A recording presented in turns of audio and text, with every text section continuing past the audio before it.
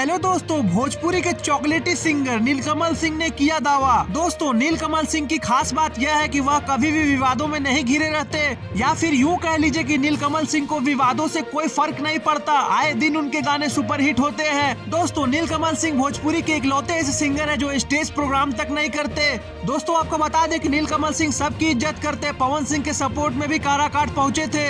लेकिन हाल ही में दिए इंटरव्यू में उन्होंने किया दावा कि सबसे ज्यादा गाना उन्हीं का बजता है, जैसे कि पगली दिखावे अगरबत्ती, तो हर चढ़ल जवानी, रसगुल्ला और तमाम ऐसे गाने देखकर भोजपुरी में अपना दबदबा कायम किया। कहीं न कहीं इशारे इशारे में नीलकमल सिंह ने कर दिया पवन सिंह और खेसारी लाल को टारगेट। दरअसल सिंगर का यह कहना है कि विवादों में रहकर ही गाना नहीं चलता, क्योंकि पवन और खेसारी आए दिन विवाद कर अपना गाना चलाते हैं। खैर, जो भी हो, चॉकलेटी स्टार नीलकमल सिंह के इस बयान से आप कितने हद तक सहमत है, कमेंट बॉक्स में अपनी राय जरूर दें।